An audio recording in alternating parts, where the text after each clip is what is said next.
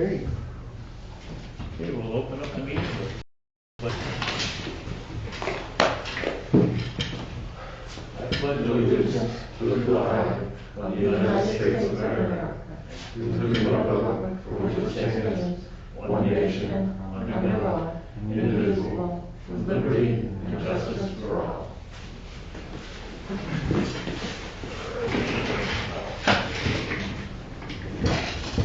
They already authorized Corey, the voting members tonight.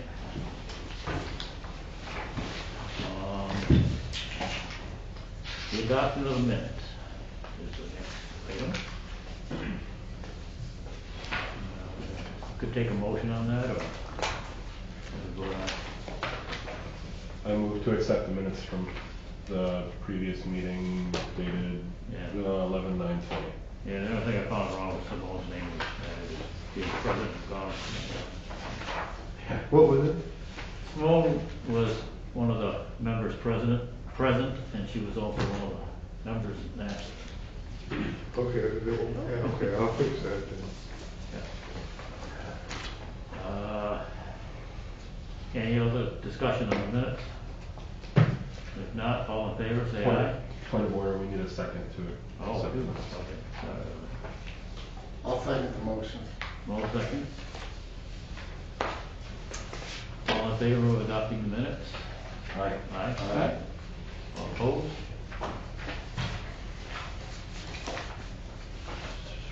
No public hearing. I got the new business.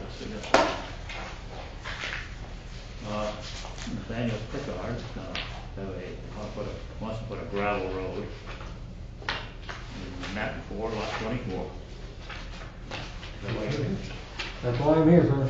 Right. You want to say anything right now? I mean, you have me at a loss. This is my first experience doing this.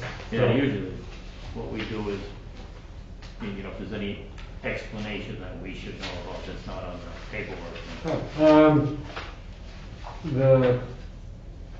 I bought the land a few years ago. We had intentions of developing it. We ended up doing something different. And now we want to access the back portion of the land, and it's kind of a strike while the iron is hot type thing, and I want to get a road in. All right. Which is, I guess, what the whole application said. I thought it was pretty interesting how you were actually doing it with your disturbing the soil. Could you explain that? Sure, yeah. So we're not digging. I had a couple different dirt guys who've been, in excavation for years, and they both told me the same thing. They're like, don't even bother digging. It'll be cheaper for you to throw down non-woven geotextile fabric, bring in 12 to 18 inches of gravel, and you'll be done. He's like, if you're only ever having, small vehicular traffic and maybe the occasional, you're going to be doing some timber clearing, he said you'll never have a problem. We walked the property a couple times, and he said all the drainage is going right down to the stream. We'll just put a rock mattress in where the stream is, so it won't be a problem. Okay. Any questions right now before we start going over the review? So I have a question. You said you had previously decided not to develop it and now are planning to develop it. Can you just talk a little bit about that? My wife owns a couple businesses. She bought a wedding venue up in Rangeley. We were going to build one here, but COVID and everything else happened. Yeah. So we're thinking we're going to do one of multiple things eventually. Either build our house back there, maybe develop it. It's one of those things where I've got an opportunity to put this road in, Yeah. and I know I'm going to need it in the future. Okay. I can kind of get a deal on it now, Yeah. but I'd like to put it in. All right. That's kind of how this is all happening. So you said just small vehicle traffic, nothing like, it's not going to be a bunch of semis going up and down this Oh, road? no, it's probably going to mostly be me on a farm tractor. Okay. Okay. Yeah. I'm open. What I was starting to say is when I was going over we've got our finding of facts document, and while I was reviewing the finding of facts document, I found it a lot easier to understand if the site plan review application were side by side. We follow item by item. It's easier to explain things that way. But starting with our finding of fact document, get on page 2. And the first one talks about the waivers, and the requested waivers are listed under the items of the submittal application. And I don't know if anybody would have a question about these waivers or have any kind of objection to them. So it's kind of open, but So do you want to just go through this entire thing and then well, I'm going to go go to through the it end, or do you want to? bit by bit. The reason why I'm going through this is because the waivers aren't really listed. I mean, this is something that I just want to make sure nobody's got a problem with how it's, I mean, it's going to be just a gravel road, like you said. Yeah. You know, and some of the things that normally come across here, like having engineering plans and stuff like that, it's just, as long as we can override that, and then, you know, I'm good with it. I just want to make sure everybody else is good with it. Okay. It's not even really a question, it's just something that, you know, it's one of these points that if you got questions about it, we can throw them up now. And other than that, the next item is under number 7 are the receipts, which I'm going to sign later. Public hearings, which we'll worry about after everything's done, and any site inspections, which we'll worry about after we do everything else. Application fee was paid. I'm on page 4 right now. Application for technical review fee 7.4.2. If anybody requires an application, a technical fee to be paid for any reason, we can vote on it. And if everything is fine, we'll just say it's not required. I think we're good. Good, not required. You gotta do this stuff because it's probably passed in. Yeah. Going down, general information. A lot of it's just, doesn't really apply. Buffers aren't required. I'm on page 6 right now, I'm jumping around. It says in G that it was marked as incomplete, a copy of the deed. What's in our package, is that good enough? We had since got a copy of the deed. Yeah, okay. So, even though it says incomplete in the, Actually, he submitted the deed, and I misplaced it. My fault, he sent me another one. well, it's no big deal, everything's good. Let me see. Evidence of the applicant's technical and financial ability to carry this out. Does anybody got any questions? Nope. If there's no questions, I'll mark that as sufficient. And I'm also going to go to part 9.18, which is exactly the same thing. I'll mark that sufficient there too.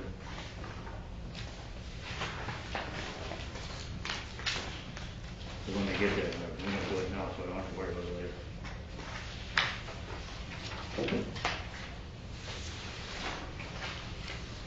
No prime farmland. I'm on page 7 right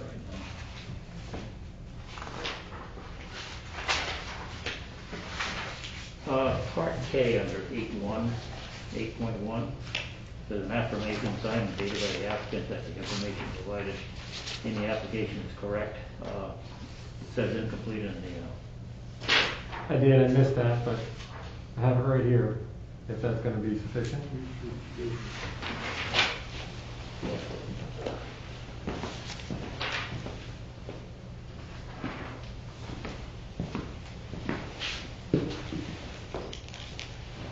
We have them, so everything's good. Okay, 8.2 existing conditions, there's just questions there that you might want to, well, they're on a sheet, so we have to answer them. Bearings and length of all property lines to the property to be developed and the source of this information. The planning board may waive this requirement. of a boundary survey when sufficient information is available to establish on the ground of all property boundaries. Is there, anybody got an issue with that? I'm not cutting any new road, the logging trail's already there, I'm literally throwing down the fabric and putting gravel down. Yep, and there were maps provided, so does anybody have any problem with the boundaries? Is there, we don't really need to have more detail than what's on our maps. How wide is that, strip that runs through? That skinny part's 100 feet wide, Okay, and it's, when it opens back up wide again, it's 1,000 feet. okay. So it's not like you're gonna be encroaching on your neighbor's land? No, Okay. no. Okay. Yeah, I'm good. Okay. So we waive the requirement for the boundaries being shown on the plans, so that's okay. Location and size of any existing sewer and water, I don't really think we have to worry about that, culverts or drains. Sufficient information on that one, on 8.2 part C? Yep. I'll mark that sufficient, good, almost not applicable. Locations, names, and present list of existing public or private streets, rights of way, information sufficient according to the plans? Any objections? I can write them down now. No buildings on the site, I'm moving to page 8.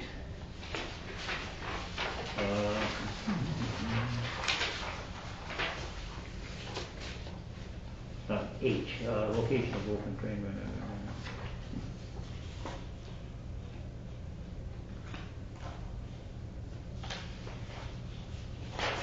The first part of it under H, the applicant is requesting a 10-foot wide access road, and we've already heard that it's 100 feet wide, so.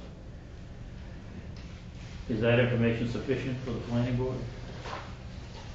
No objections to that one. Direction of existing surface water.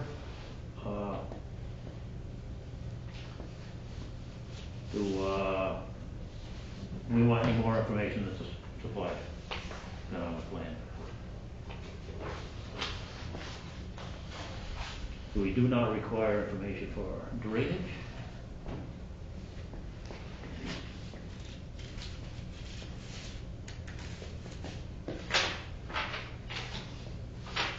It says on 8.3 part B that information was not provided for the direction of proposed surface water drainage. Is that run good?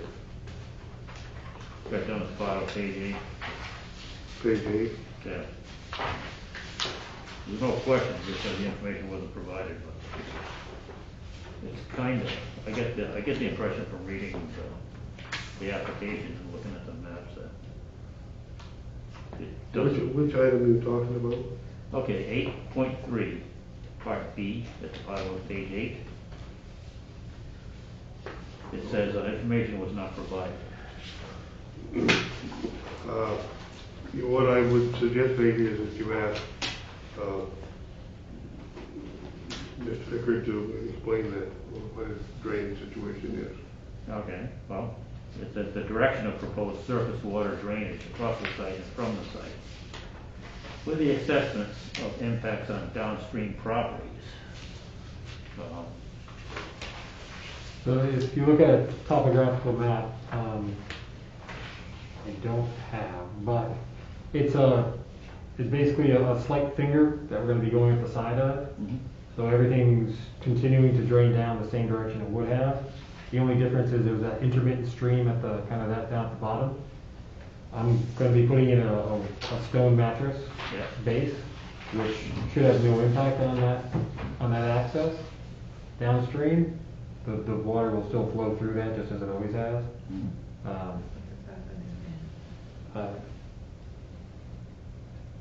I don't know how to do assessments of impacts without getting into like a DEP permit, and they have to come and do all that. Stormwater analysis. I mean, that's about the best I can tell you right now. Does anybody have an issue? If it's less than an acre, you don't have to do one. Sorry? 43,560, you know, if it's less than that, you don't have to do one. Okay. That's how he's got 43,000 square feet. And we have documentation of that here as well as labeling the dead. Well, no, I guess I didn't. No, it isn't. But You were in a hurry when you put it in? Less than half of I it. have, anyway, we have a flow chart from the DEP, and I verified that within a couple phone calls here, that yes, if it's less, you're disturbing less than an acre, you don't have to have a rule. Okay.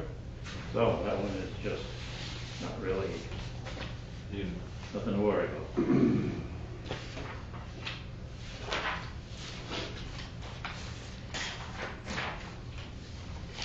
Well, yeah, I guess there is a question on it. It says, planning board does not require this information. That's what I'm gonna check if anybody, unless anybody has an objection.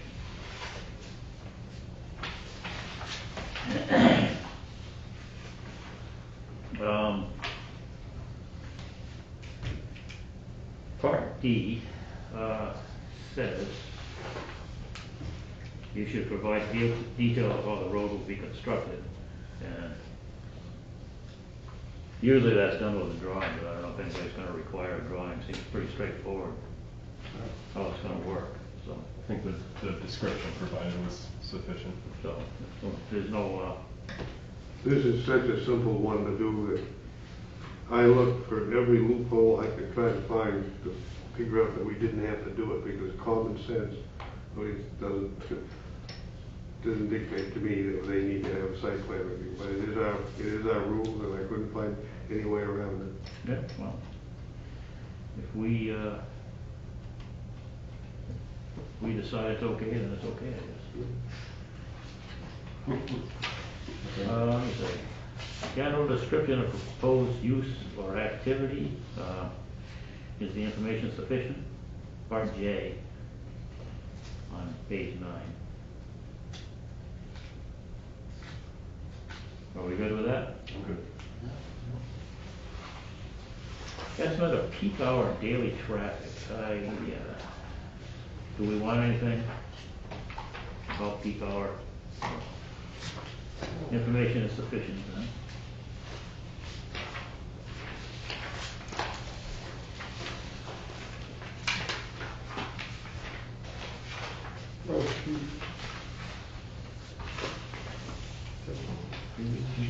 Oh, approval block. That's something that's a. What are we gonna do about the approval block on the? He has one. So I did print one out, but I didn't read I printed off by 11 by 17 instead of 8.5 by 14. I think that's probably okay. I think we could reduce that and make sure we reduce it in color, and then you can get it recorded. I Okay. believe. Utilization of the site, information submitted, is that adequate for everybody?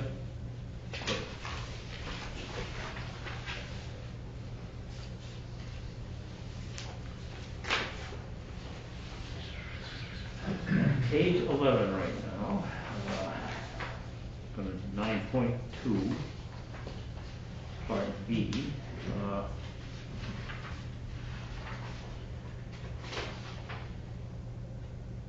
We don't need a financial guarantee, do we? Do we need a financial guarantee? I don't want to leave the question. I wouldn't think so. Okay, so we're going to waive the requirements of 9.2A.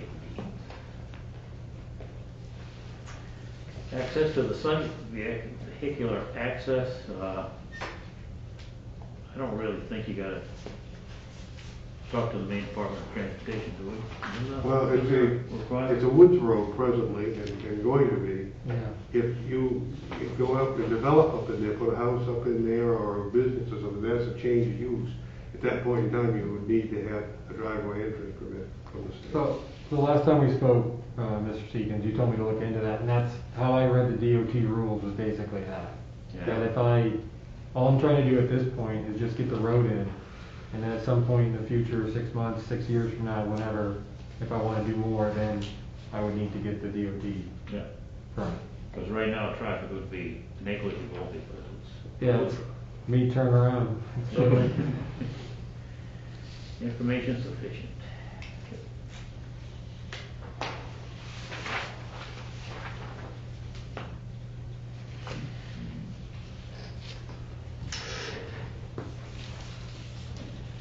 There's a bunch of stuff here.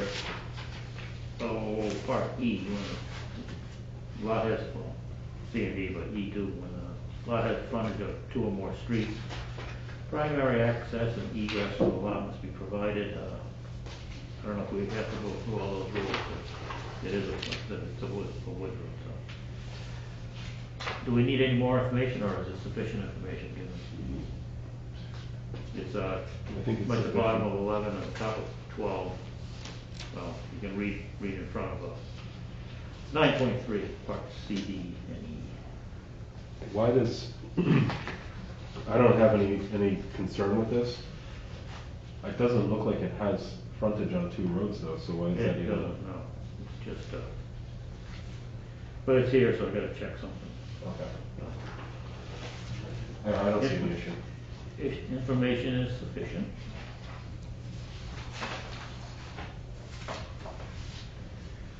Let's see. Access ways must be designed to have sufficient capacity to avoid queuing of entering vehicles on any public street. I think we're okay there. Sufficient?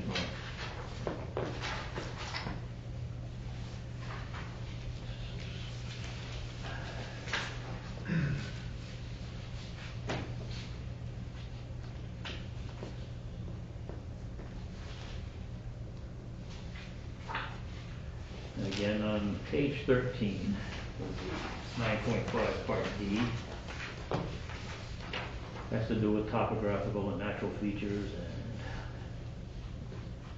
stuff that I don't really see has a lot to do with what we're talking about today.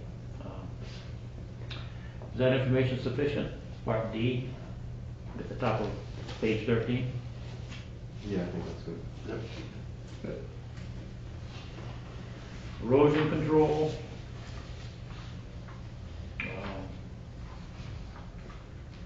Not much there, he's gonna put the stones down for the stream.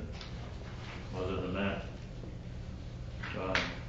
anybody got any questions, or comments, or is this adequate? Good. Water supply, applicable, natural features. 9.13, natural features are gonna be maintained, is that sufficient? Yes. Groundwater protection is okay, water quality. 9.18 is already answered 8.1.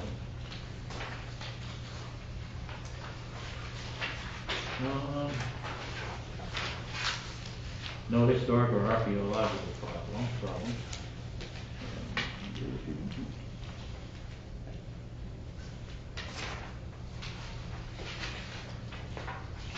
And beyond that, section 10 talks about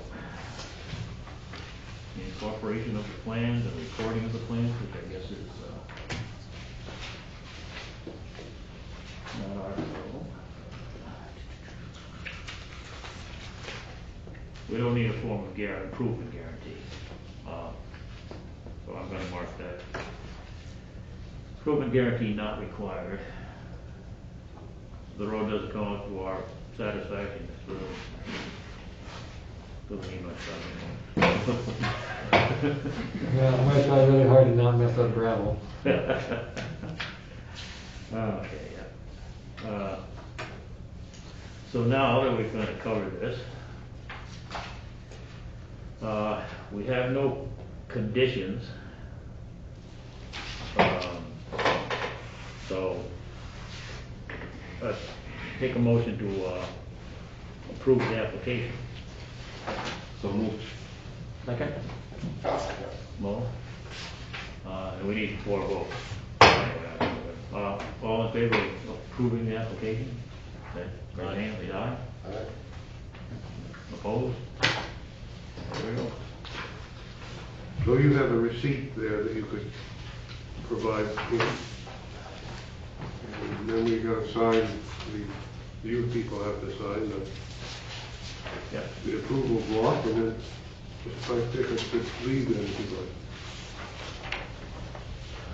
Is that up here?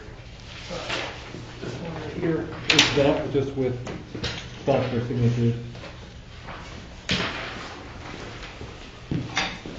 Does anybody have a blue pen?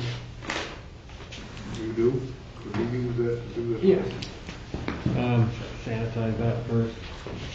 You can put on a button, but. Yeah, that's probably the right thing to do. It's all right. That's right.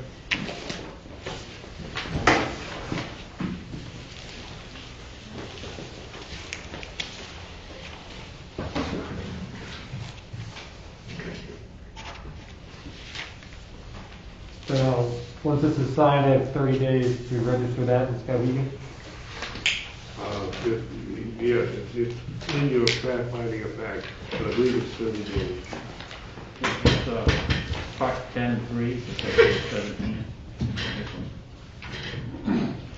What, I'll have to write an approval letter in the next couple of days, and that approval letter and the reduced copy of the site plan approval block has to be recorded. So I'll give you a call when I have that letter ready. All right.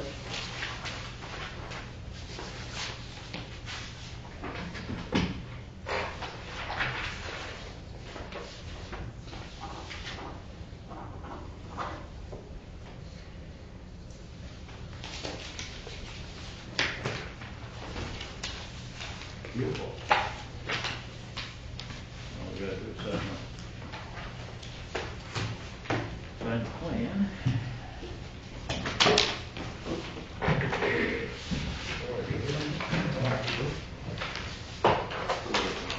Yep.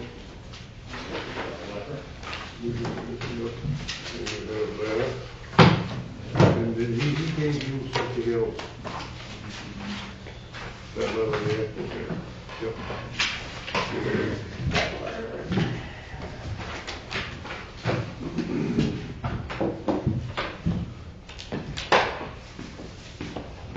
There's your receipt, and okay, so here, I'll give you a call when that letter is ready. All right, thank you. Thank you.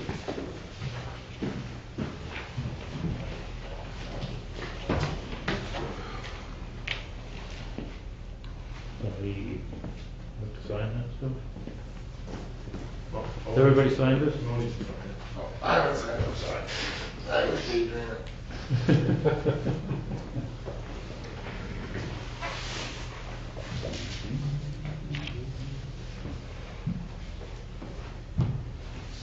Yeah.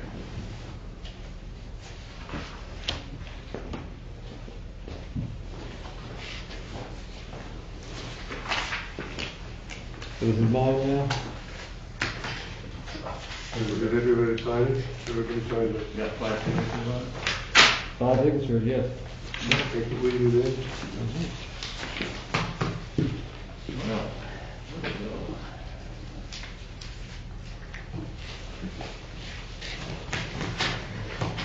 We can stay and watch this, or? Well, so I work for Chimbro, and I actually have a vested interest in your old business. So Ah, I'm gonna hang around and listen to that if you don't mind. sure. Not a secret. It's on camera, right? This one right here.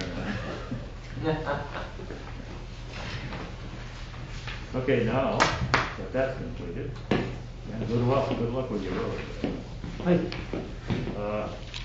Kimbrough's request for traffic direction.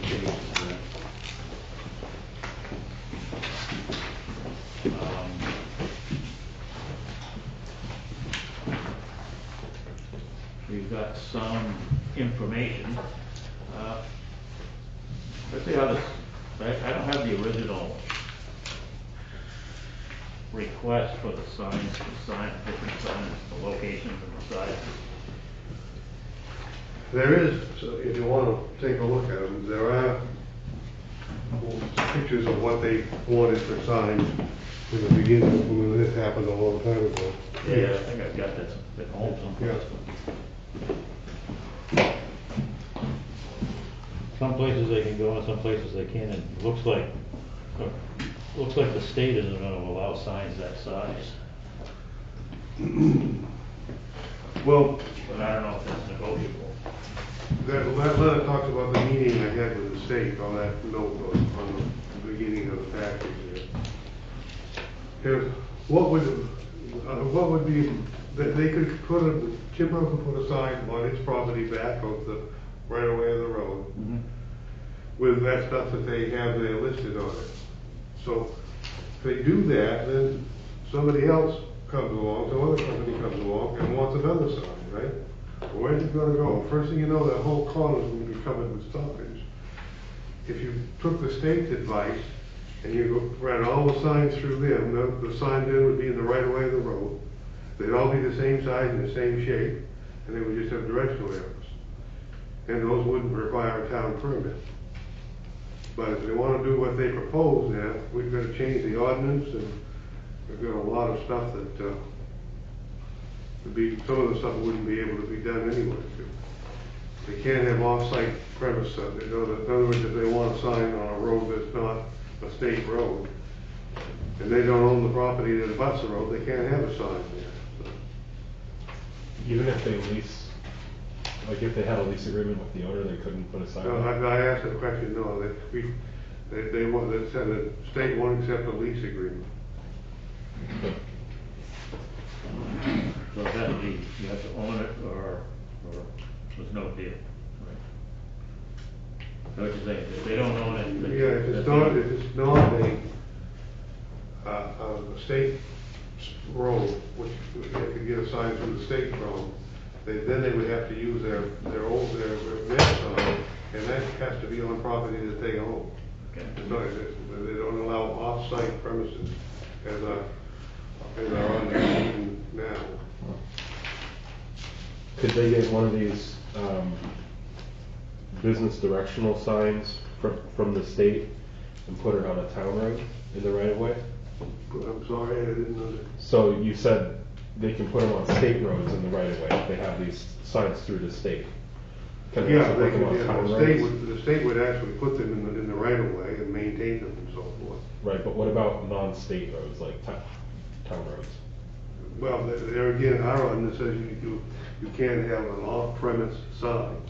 So the sign has to be on the property that the business is on.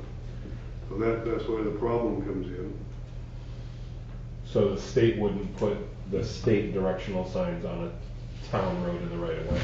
There's not too many town roads involved. The only town road that's not a state road is a section of Detroit Street from Main Street to Hunnewell Avenue. When it gets to Hunnewell Avenue, then that's a state road, so there could be signs there, directional signs there. I just think it would work a whole lot better if they did it through the state rather than their own signs. Is there, may I ask you a question? I don't know if you're here as a representative of Chimbrow, but you said you work for them, so. Is there any reason why the decision was made to go with those signs as opposed to the state signs that you know of? So, yes, I have some knowledge of this because I was tangentially involved in the decision making, not the decision making, but the input. I work in the same office with the properties people that are putting this together. That was designed based on company aesthetics. Like, we want drivers who may not know the area, that may speak a different language, or that be able to tell. That's what I'm looking for based on the font, the color, very specific Chimbrow branding, and it stands out compared to everything else. We in the equipment group, we deal with lost drivers all the time because it's the first time you're coming. So that's where that came from, was the kind of user-friendly nature of that it's different, it's big, it looks like Chimbrow, so if you know what you're looking for, you're going to find it really easily. Mm-hmm. And that's where that came from. My thought was the information I provided to Jimbo tonight is something they could look over, and they also have the results of that meeting with the state, and see if they, if they're willing to make any compromise or change, or what their thoughts are for that process. Yeah, that's above me. I'm not gonna make any conjecture on that one. But I'm sure they will. They'll look at and listen to what you have to say. But I've been dealing with Harold Sherwood, and I did invite him to this meeting tonight, but I didn't hear from him. I didn't send him an email.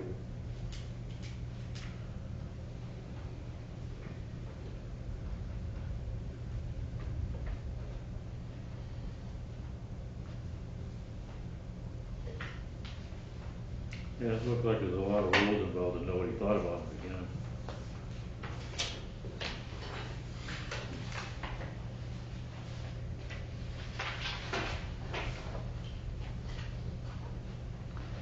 Some of the original signs, they were big. I'm not seeing anything, what I'm seeing is the biggest sign I'm seeing is a 6 foot by 16-inch sign.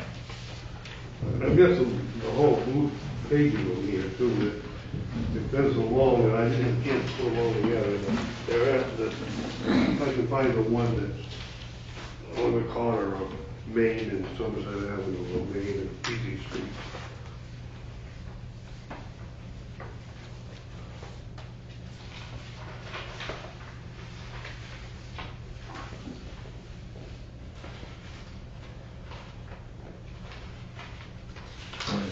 The main roads are state roads.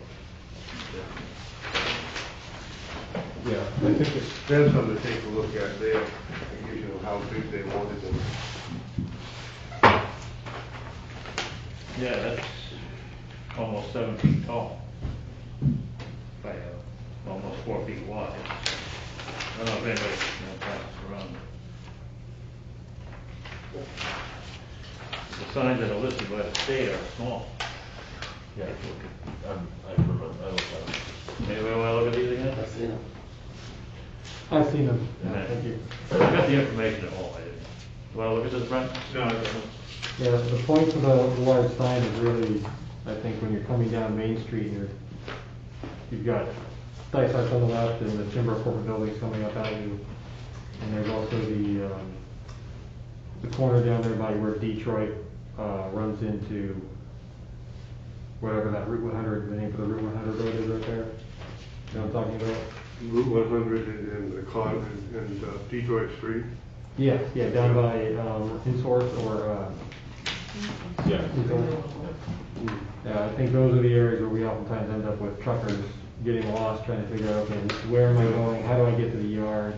And we end up with people calling us from halfway down Madawaska, or they're halfway to Detroit because they've missed the lower Chimbro yard. Just that was the concept of how do we get a big sign where we know 99% of all the truckers are going to get off 95 and terminate there at that Chimbro spot, at the Chimbro corporate building. How can we give them directions to where they need to go without spending, an hour and a half trying to get them to where they need to go? So that's where this concept came from.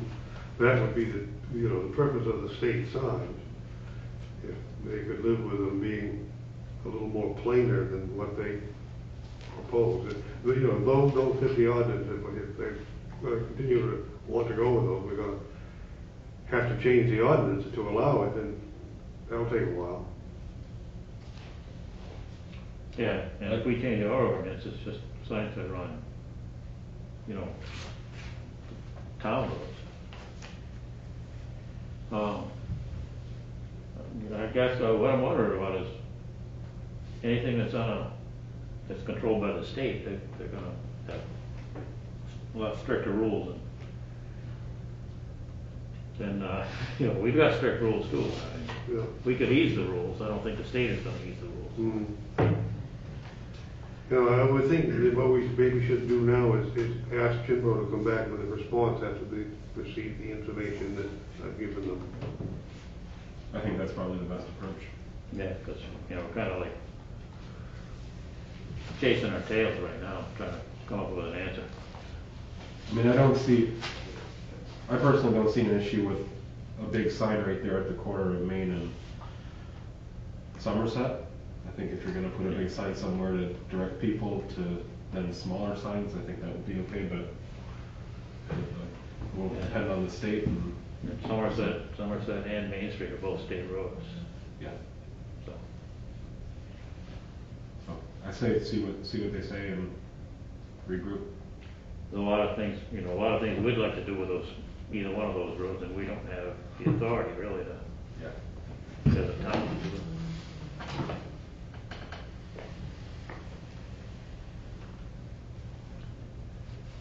So, I think, try again next month, our next meeting. Well, what's the goal of just kicking the can down the road? You know, I mean, so you gotta let Jimbo go to the state, and, you know, I guess that's what I'm trying to figure out. Okay, where are we going if we just say, Well, let's talk about it next month, because we've been talking about it next month for, what, 5 months now? yeah, I know, but some of the places where the signs want to be put up, we can't grant that authority. I agree, yeah. You know, yeah, we're gonna have to work with the state as well as the town to put it all together.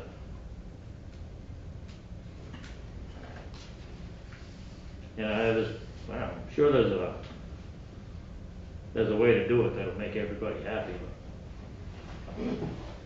but it's just gonna be a different way.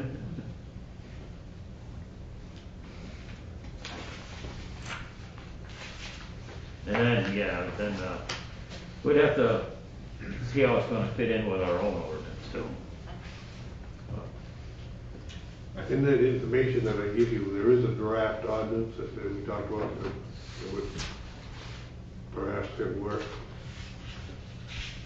Is it the memo letter from, or the note from the state there, the details of the meeting, the state meeting? Oh, it's on the newspaper on this. I think the goal of moving it to next month would be to see what Kimbrough wants to do in light of the state ordinances and rules. Because the state, like Royce said, I think the state ordinances and rules are probably going to be a lot more flexible, a lot more like, this is what it is, don't worry about it. See what they want to do in light of those, and then if they want to come back and say, okay, we're going to do this here, and this here, and this here, then we can look at our own ordinances and decide, are there any issues, and then take any action at that point. But I don't think at this point we even have any sort of motion to pick up off the tape. Like, there's nothing here to do other than a conversation that's been going on for almost a year.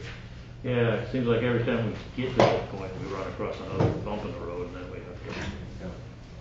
push it off to the next meeting. We don't always get all these bumps resolved. Well, I would have thought that Jimbo would have the resources to do the research themselves, and rather than kick it to the planning board to go talk to the DOT and find out, well, these are the rules. I mean, I don't know why we're doing their job, honestly. Okay. So the people in charge of this, the facilities group, the properties managers, I've spoken with them about this, and this is the first time I've heard about state requirements coming into play. So it's possible that they may not even know about that yet. I don't know, I'm just saying that's a possibility. But they might think that it was a town level decision, and now we know it's a state level. So we can certainly pass that along and see what happens next, what we have to do next.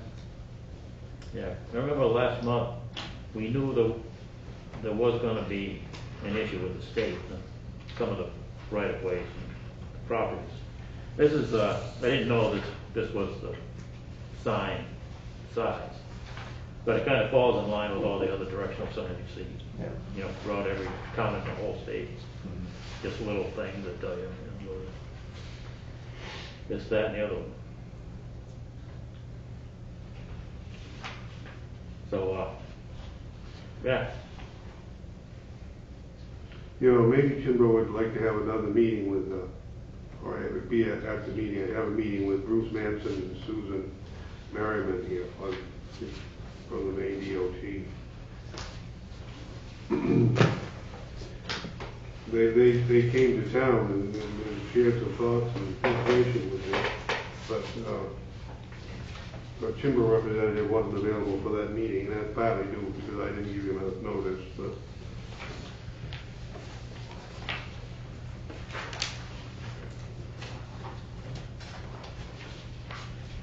so what do we wanna do about it today? We're gonna push it off to the, we can't really do I don't anything. think we can do anything. Tonight, so, take up the matter again next month and hope that, They asked Chidlow to come back with a different proposal, or Yes. consider a different proposal, or whatever. yeah, that's all we can do. Yep. Wouldn't do us any good, we could say yes, but it wouldn't mean anything.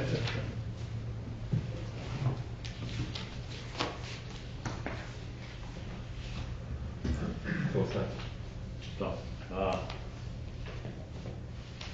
are there any more discussion items before the board tonight?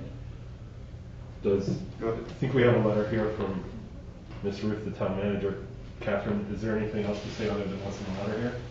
I'll be very brief, Catherine, the town manager. So you've got what can be considered part one of the information regarding the subdivision regulations and what we talked about at the last meeting. And basically this started because we haven't had any large subdivisions in town for many, many years.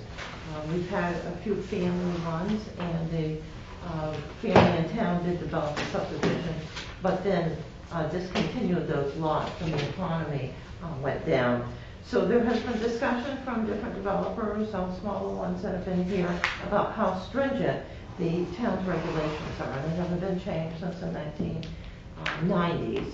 And so we're doing a review of that now. And your subdivision ordinance has approximately 37 pages of performance standards in it, which is why it's so large, but it does cover everything that's in the state law. The state law lists the performance criteria on 4 pages, and so that's why we started doing the review.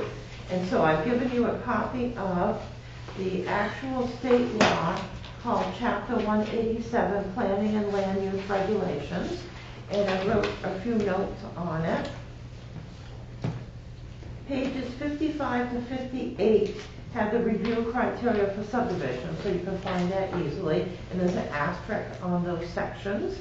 And then going through the entire planning and land use regulations was very interesting. So I put some check marks by some items that you might want to look at, like cluster development, age-friendly communities, items that have come up since you passed your subdivision ordinance in the 1990s, and I believe that was an older, it's a newer version of one you had in the 1970s.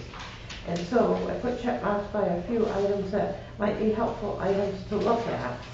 And then, as a resource document, I thought this was excellent, and I showed it to you at the last meeting, and it was a lot larger. I've been able to double-side it down. Model subdivision regulations for use by Maine Planning Board. And although it dates back to 2006, it's very helpful for new planning board members, of which we have a number, and for those long-term individuals who have served the town for many years, and explains out the different requirements and why they take place, and gives some commentary from a planning commission as to why those particular items are in the subdivision ordinances for the state law. And so I thought those 2 documents would be helpful. And then after the town's getting a new photocopy of that after 5 years now, at the end of the lease, arrives on Thursday, and then over the weekend the whole system crashed and didn't quite make it. So I didn't get the rest of the documents done. However, I did have sections of the ordinances from subdivisions from other towns for Gray, Wilton, Bridgeton, Hollowell, Mount Desert, and Glenburn. 4 of those towns are service center towns, similar to the town of Pittsfield. Everybody comes in to do items and go to work and shop and everything. And 1 Mount Desert ordinance was interesting. That's also a service center, but it's also a very affluent area. And Glenburn is a subdivision type town, so that one looked pretty interesting. And I've got a few others I'm looking at. I've labeled different sections that might be interesting for you to look at. And so that'll be part 2 or step 2. Once you go through the documents and acquaint yourself with the basic information on why the regulations are there according to the state law, then you can figure out from looking at these other ordinances, in certain sections, it may be we want to relax our standards, and others we may want to leave it as it is. And the major item that people have had an issue about in the past, which includes 2 individuals that live in town or the surrounding towns and family members here that have tried to do subdivisions, is the road standards. They're excellent. The road will be better than a state road. And of course we want to protect the town, but is it too much or not enough, or is it what we should leave it as? So you'll have that information after the holidays for part 2, and then we can discuss it if we get it enough time for the planning board meeting in January. Then we can go over that. Thank you. All of this will lead to hopefully a subdivision or 2, so that all the people that want to move here and have new homes will be able to do that. Okay. We got any questions for Catherine? Bryce wanted information to look at, so now you have it. We got a lot. Yeah, it's interesting, too, more interesting than I thought it would be. Well,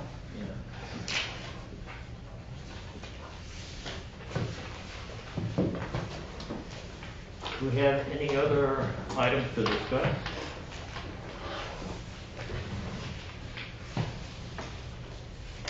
I have something I'd like to raise, just briefly, if that's okay. We had talked quite extensively earlier this year and throughout all of last year about the comprehensive plan, whether it needed to be updated or addressed or anything like that. And I think the conclusion of all those discussions was that the comprehensive plan was in good shape, didn't need to be looked at, wasn't ready to be updated yet. But I'm also wondering, is there any need to have a meeting, because we had also talked about having a meeting with the town council about specific items that needed to be addressed, or specific sections of this comprehensive plan where we could take action to move those stated goals along. Is there any interest amongst the planning board in that? In identifying 1 or 2 items from the comprehensive plan to, we're going to work on this next year? Well, I don't know. We can kick it around. Comprehensive plan basically is something that we write. Right. And it's basically a reference Mm-hmm. when we put together an ordinance. And if the comprehensive plan is out of date, I mean, it's not written in stone. We don't have to follow the comprehensive plan exactly. It's what we would like to be in a perfect world. Yeah. And sometimes that's not possible. But, you know, in a nutshell, that's what the comprehensive plan is. And when you read it, there's only, I can't remember what section it is, but I mean, you can read a lot of it in the beginning. It's almost boilerplate.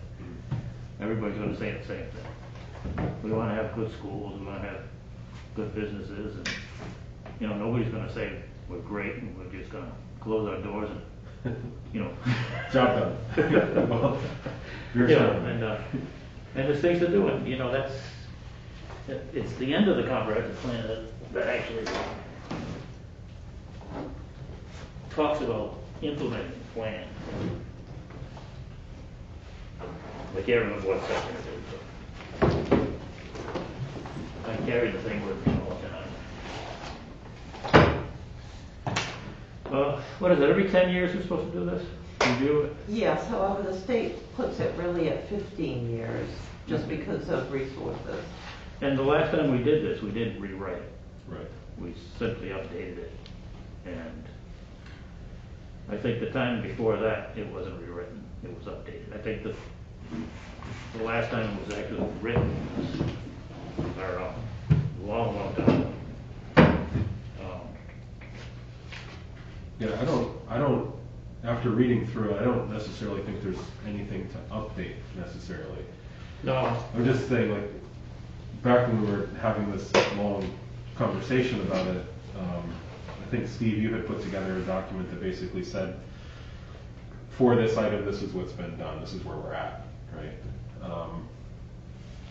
And I'm wondering if, in referencing that document that Steve had written and referencing the comprehensive plan, if there's areas that action could be taken on our part to get ahead of, so we don't have to like wait for an ordinance to come down and say, okay, now we're gonna do something. Is there a land use thing or a zoning thing or whatever that we could do proactively instead of retroactively? I Does don't that make know. sense? I really don't know. I mean, we keep talking about the subdivisions. and that- Sounds like we might wanna review that document that I made up some time ago, because there are some things there left to be done. And I'm not sure if that, so the reason, I think maybe the reason they aren't done was because it wasn't feasible or things changed or something, but I guess we could review that document again at the next meeting if you wanted. Yeah, like I said, the comprehensive plan, it's not something that's written in stone, and we don't really want to apply it if it's not gonna be to our benefit. Right. And we have to, it's something we have to consider as a planning board, is it to our benefit? And, actually, I got it. The recommendations actually start on page 120 of this document, which, you get about 20 some odd pages, 20 or 30 pages of actual recommendations. Right. And we did do things, some things. I think, the subdivision plan is gonna be a test of the comprehensive plan. What do we want to be? And, you can read through it, and this is what we really wanna be, or, maybe we don't really wanna be everything that's in here right now. Right. Maybe there's other factors that are gonna motivate us, so. But, like, everything we do should kind of go back onto being the best town we can be, the best place we can be. And like I said, the subdivision thing is kind of being thrown in our laps, but it's a good thing to look at. And how does it work out with making Pittsfield a more desirable location, I guess. Yeah. Anyway, that's my 2 cents. Okay. So we decided we'd like to review that document at the next meeting. Yeah, I don't know that we even need to necessarily review it. I think just maybe if you could provide us with another copy, or even email it, and we can all take a look at it, or those who are interested can take a look at it. a lot of it is, we updated some of the ordinances. The real problem with new ordinances is that it takes about 6 months to get an ordinance passed through all the procedures that you have to, all the hurdles you have to go through. Right. So, some things won't get done just because it's so much work. And other things will get done. Okay. But as far as rewriting, it's not something, that's another can of worms. Yeah. You can't just rewrite the plan because it has to be reviewed by the state, it has to be accepted by the state, it's gotta go through lawyers. And I can't even, I don't know how much money we spent in 2013 just updating this plan. It wasn't chump change either. Yeah. So, that's another thing to think about. Yep. Mo? I wouldn't be completely opposed to reviewing. I hear what you're saying. I guess what I'd like to see is if we go through that comprehensive plan and there are things in there that we just, for one reason or another, and I think some of it may come down to resources. Yeah. You know what I mean? There's things in there that there's a dollar figure attached to it. And we don't have that money. No. So maybe take some things on there and prioritize a half a dozen of them, and then figure out who's gonna do it, and some method of accountability for who, whatever fraction is gonna go ahead and do it. And what I've seen, and I've read those, I got them all the copies from upstairs and brought them home, and what I always thought is that a lot of those are lofty goals, but to get to point A, I mean, to get to point G, you gotta go from point A to point B to point C to get there. And there's really no plan in our plan to do that. You know, you just can't go from A to G and hoop a year. And so we kind of have to have like key events and milestones and kind of say, we're gonna go and do point B this year, and, you know, hopefully have that completed, and over the course of 10 or 15 years, you can go from point A to point C. But when we don't focus on anything, we're not gonna have anything down the road. And I think that there may be some benefit to going to do and pick out 3 or 4 things that we think we can have an impact on. Yeah. And the ones that we just sit there and say, the money is just not there, it's not feasible, it's a dream, that's all it is. And be realistic about it, and we don't necessarily have to rewrite the plan, Royce, but we can sit there and say, that's like priority 100 out of 122. Yeah. So let's not worry about it. And because I hear that's the same thing you're basically saying, we don't have to comply with 100%. No, it's not an ordinance. Right.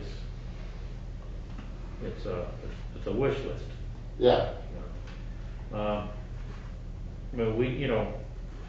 probably in the next few years, we might wind up rewriting it.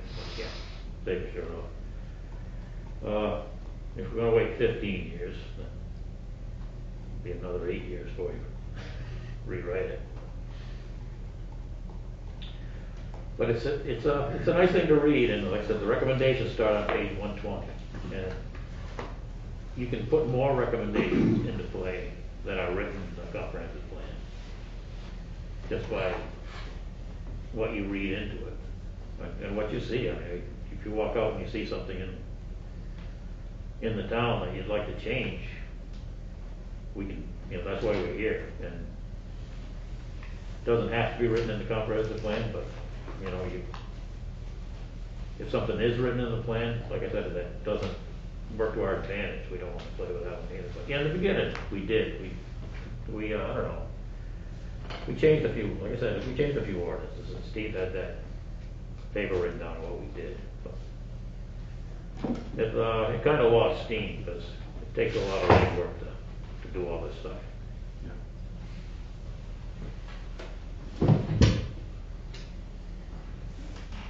And some of us got old legs, we didn't know. That's all I have. Okay. Anybody got anything else? Then we can adjourn. Everybody's anything with that one? Need a motion. Need a motion to adjourn. Is there a motion to adjourn? I'll make a motion to adjourn. Second. Lori, second. Aye. All in favor? Aye. Thank you all.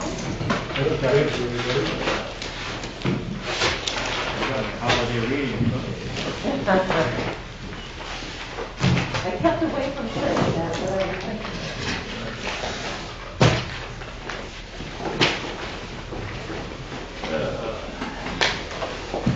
If I go on main.gov, can I find these regulations for the I sign? want to go to the main DOT site, they have the site, and yes, you can just put it in, if it's not on the left side, on the items that they. The road you're You starting, can get it from the source. And you can't go on main.gov, you can find out all you want to operate the plant. I'll make sure that Tom That's how I figure out what's operating the plant. Oh, Oh, okay. Well,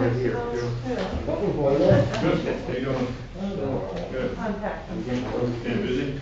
Then that's So the it's law. stuff that's on. Yeah. Trees and stuff like that? Yeah, just put that in there. All set. Did it already